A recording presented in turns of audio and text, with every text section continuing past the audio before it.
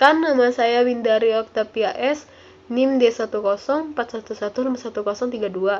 Di sini kami akan mempresentasikan materi mengenai komputer aritmetik. Yang akan saya bahas pertama adalah ALU. ALU merupakan singkatan dari Arithmetic and Logic Unit. ALU adalah bagian komputer yang melakukan aritmatika dan operasi logika pada data. Semua bagian dari sistem komputer seperti control unit, register, memori, maupun input-output membawa data ke dalam ALU, lalu akan diproses dan kemudian mengambil hasilnya kembali. Tugas utama dari ALU ini adalah melakukan semua perhitungan, aritmatika, dan logika yang terjadi sesuai instruksi programnya. ALU inilah yang berpikir untuk menjalankan perintah yang diberikan pada prosesor.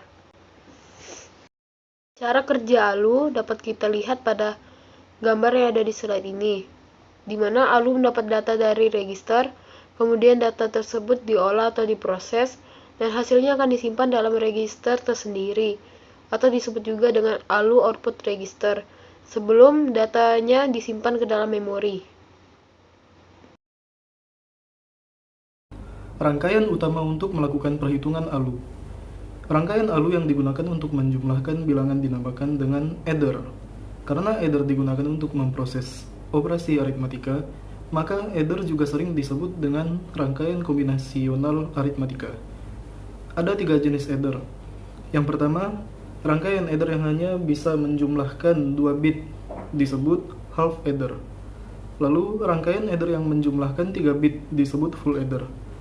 Kemudian ada rangkaian adder yang menjumlahkan banyak bit disebut parallel adder. Assalamualaikum warahmatullahi wabarakatuh. Perkenalkan, nama saya Tiara Satni Hidayah, NIM D1041191008. Di sini saya akan menjelaskan tentang integer representation. Saya akan menjelaskan tentang integer representation.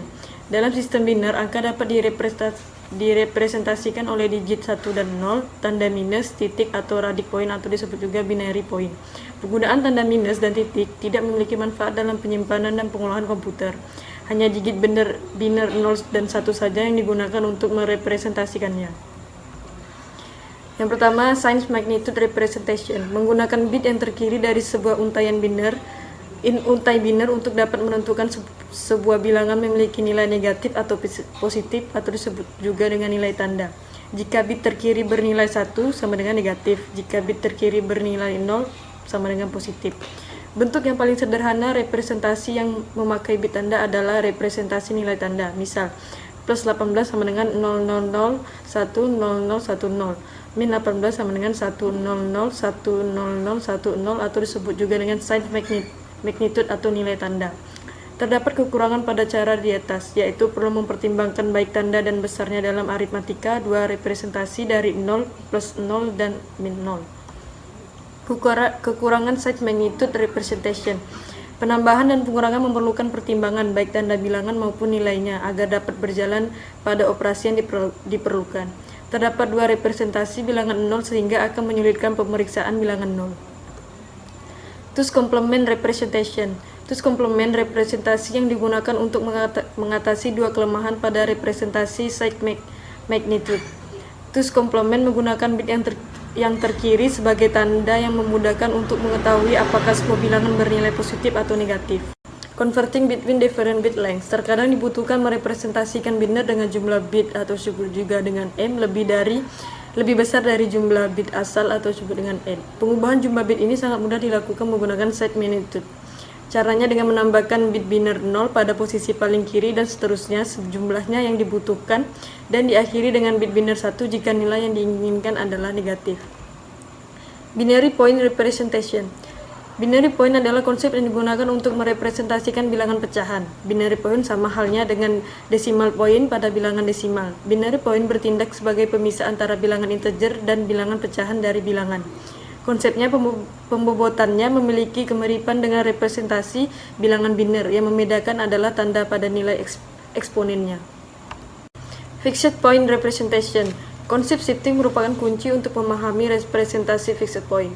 Dapat didefinisikan secara sederhana dengan menempatkan binary point pada lokasi yang tepat atau tidak berubah atau fixed dalam untai bilangan biner.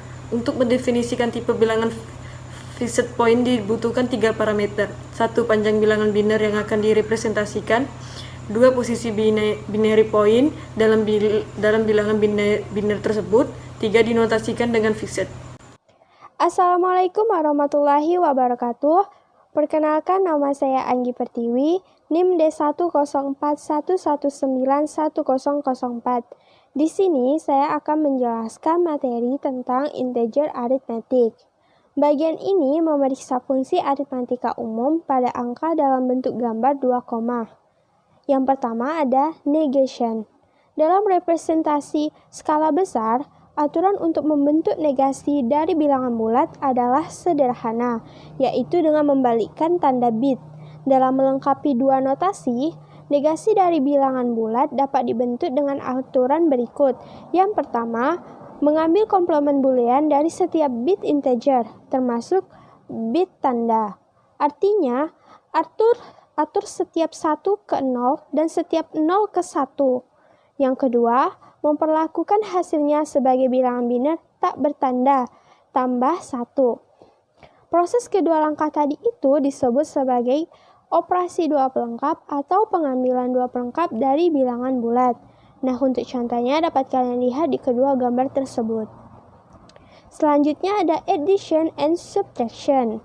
Nah, dalam beberapa kasus di penambahan dan pengurangan ini, ada beberapa kasus yang sedikit sekali bawaan di luar batas kata atau yang ditunjukkan dengan shading yang diabaikan. Selain itu, hasilnya mungkin lebih besar daripada ukuran kata yang digunakan.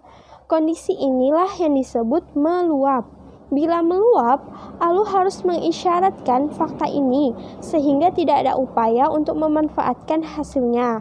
Nah, untuk mendeteksi meluap ini, aturan berikut ini akan diamati, yaitu overflow rule.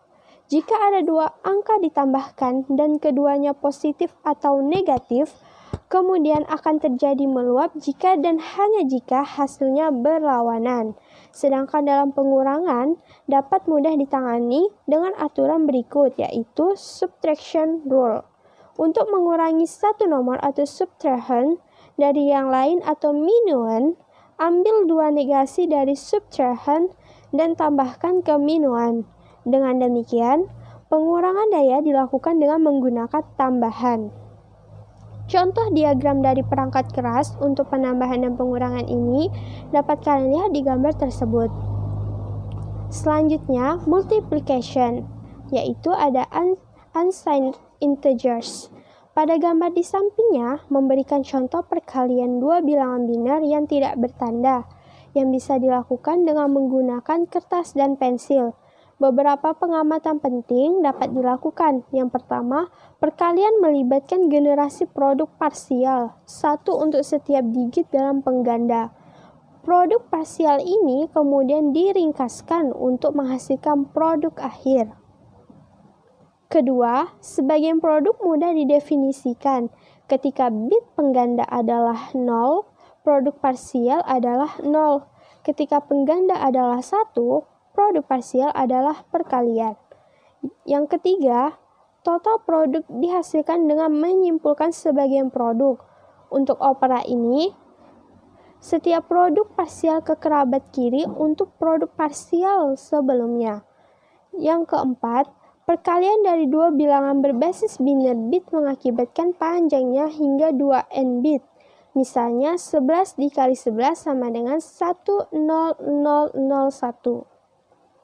Beberapa hal yang dapat dilakukan untuk membuat perkalian terkomputerisasi lebih efisien, yaitu pertama, kita dapat melakukan running pada produk parsial daripada menunggu sampai akhir. Dengan demikian, menghapus kebutuhan akan penyimpanan semua produk parsial, semakin sedikit register yang dibutuhkan. Kedua, kita dapat menghemat beberapa waktu pada generasi produk parsial. Untuk masing-masing satu pada pengganda, operasi tambahan dan pergeseran diperlukan, tapi untuk setiap 0 hanya pergeseran yang diperlukan. Selanjutnya ada two's complement multiplication.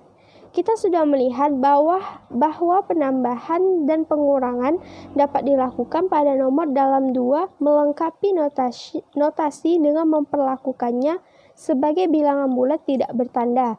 Perhatikan gambar di sampingnya. Jika angka-angka itu dianggap sebagai bilangan bulat unsigned, maka kita menambahkan 9 atau 1001 plus 3 atau 0011 untuk mendapatkan 12 atau 1100. Sebagai dua pelengkap, kita menambahkan min 7 atau 1001 ke 3 atau 0011 untuk mendapatkan min 4 atau 1100. Yang terakhir ada division. Divisi sedikit lebih rumit daripada perkalian, tapi didasarkan pada prinsip umum yang sama. Seperti sebelumnya, dasar untuk algoritma adalah pendekatan paper dan pensil, dan operasi melibatkan pergeseran berulang dan penambahan atau pengurangan angka. Gambar di bawah ini menunjukkan contoh pembagian panjang dari bilangan biner yang tidak ditandatangani. Division mengikuti pola siklusnya.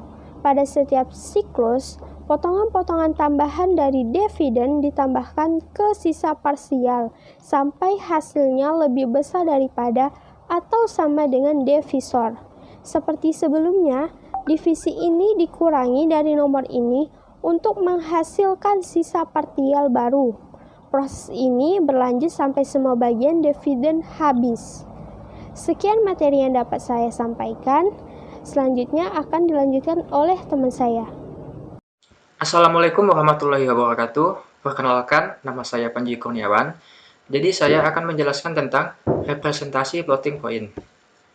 Untuk menuliskan bilangan floating point, dilakukan dengan menuliskan dalam bentuk eksponensial, sehingga bilangan tersebut memiliki bilangan dasar, bilangan pemangkat, dan basis bilangan tersebut. Contoh pada bilangan desimal, 976 triliun dapat ditulis dengan 9,76 dikali 10 pangkat 14. Representasi bilangan floating point dapat dituliskan dengan plus minus S dikali B pangkat plus minus E. Penjelasannya di sini yaitu, bilangan bertanda plus atau minus, signifikan atau S disebut juga mantisa, dan eksponen E, dan base yang dilambangkan dengan B. Format bilangan floating point. Yang pertama yaitu 32 bit atau presisi tunggal dengan bias 7fh, yang tersusun atas 1 bit tanda, 8 bit eksponen, dan 23 bit mantisa. Dan yang kedua yaitu 64 bit atau presisi ganda dengan bias 3ffh, yang tersusun atas 1 bit tanda, 11 bit eksponen, dan 52 bit mantisa. Penulisan bilangan floating point dengan cara eksponensial dapat menyebabkan adanya kemungkinan sebuah bilangan ditulis dengan cara yang bermacam-macam. Contoh, 300 sama dengan 0,3 dikali 10 pangkat 3, sama dengan 3 dikali 10 pangkat 2, dan seterusnya. Demikian juga pada bilangan biner, 11,11 sama dengan 11,11 dikali 2 pangkat 0, sama dengan 1,11 dikali 2 pangkat 1, sama dengan 0,11 dikali 2 pangkat 2. Standarisasi untuk penulisan bilangan. Normalisasi bentuknya yaitu bilangan biner dikali 2 pangkat eksponensial. Bit pertama signifikan selalu 1, sehingga tidak perlu disimpan atau implisit dalam fil signifikan. Dan B adalah bilangan biner 1 atau 0. Untuk keperluan yang luas, maka diadakan standar bagi representasi bilangan floating point ini, yaitu standar IEE 754. Format penulisan menurut standar IEE 754 dapat dilihat dalam tabel. Pada format tunggal, bit paling kiri digunakan untuk representasi tanda 0 jika positif, dan 1 jika negatif. Sedangkan 8 bit berikutnya adalah pangkat atau eksponen, yang direpresentasikan dalam bentuk bias. Bagian 23 bit terakhir digunakan untuk menunjukkan bit bilangan fractionnya. Sekian penjelasan dari saya, dan selanjutnya akan dilanjutkan oleh teman saya. Assalamualaikum warahmatullahi wabarakatuh. Perkenalkan, nama saya Kansa Jovika Sari dengan nomor induk mahasiswa D10411911032. Pada kesempatan kali ini, saya ingin menjelaskan lebih detail apa itu floating point arithmetic. Berdasarkan tabel di atas menunjukkan bagaimana operasi dasar aritmatika floating point. Dalam operasi penjumlahan dan pengurangan, perlu dipastikan bahwa kedua bilangan memiliki nilai eksponen yang sama. Penjumlahan dan pengurangan. Ada 4 tahap untuk menyelesaikan penjumlahan dan pengurangan. Yang pertama, mencari nol. Jika salah satu bilangan berupa nol, maka bilangan lain selain angka nol merupakan hasilnya. Karena angka nol adalah identitas penjumlahan. Bilangan berapapun saat dijumlahkan atau dikurangkan dengan nol, hasilnya adalah bilangan itu sendiri. Tahap kedua adalah penyetaraan, yaitu menyetarakan kedua eksponen agar memiliki nilai yang sama. Tahap ketiga, tambahkan kedua signifikan dengan memperhatikan operasi pembilangnya. Dan tahap terakhir adalah normalisasi yang dilakukan dengan menggeserkan angkanya hingga ke kiri. Untuk perkalian dan pembagian, tahap untuk perkalian yang pertama adalah menjumlahkan eksponen dari kedua bilangan. Tahap kedua, kalikan kedua bilangan mantisa. Tahap ketiga adalah menormalisasi hasil akhirnya. Tahap untuk pembagian yang pertama adalah cek apakah nilai pembagi sama dengan 0. Jika iya, maka hasilnya akan menjadi tak hingga atau 0. Dan tahap kedua, kurangi eksponen mantisanya. Dan tahap yang terakhir adalah bagi kedua mantisa dan kalikan dengan hasil pengurangan eksponen mantisanya. Pertimbangan presisi. Sebelum operasi floating point, eksponen dan signifikan dari step operan dimuat ke dalam register ALU. Panjang register hampir selalu lebih besar dari panjang signifikan dan bit yang tersembunyi. Register berisi bit tambahan yang disebut dengan guard bits, yang digunakan untuk mempertimbangkan angka dengan format AIE, yang dimana mempunyai 24 bit signifikan, termasuk 1 bit di kiri dari binary point. Alasan mengapa guard bits digunakan seperti diilustrasikan tabel di atas. Pembulatan. Hal lain yang mempengaruhi ketetapan hasil adalah aturan pembulatan. Hasil dari step operasi pada signifikan tersimpan di register yang lebih panjang. Ketika hasil diletakkan kembali dalam format floating point, bit tambahan harus dihapus. Untuk itu perlu dilakukan pembulatan, yang dimana standar AIE telah mempunyai 4 aturan untuk melakukan pembulatan. Yang pertama, bulatkan ke angka terdekat. Yang kedua, bulatkan ke arah positif tak hingga. Ketiga, bulatkan ke arah negatif tak hingga. Dan terakhir, bulatkan ke arah 0. Standar AIE untuk aritmatika floating point biner. AIE membuat 2 bentuk bilangan floating point standar, bentuk basic dan bentuk extended. Pada tiap bentuk tersebut, AIE menentukan 2 format, yaitu single precision format adalah model 32 bit, sedangkan double precision format adalah 64 bit. Pada single extended format setidaknya menggunakan 44 bit, sedangkan pada double extended format setidaknya menggunakan 80 bit. Dan berikut adalah contoh dari single precision dan double precision.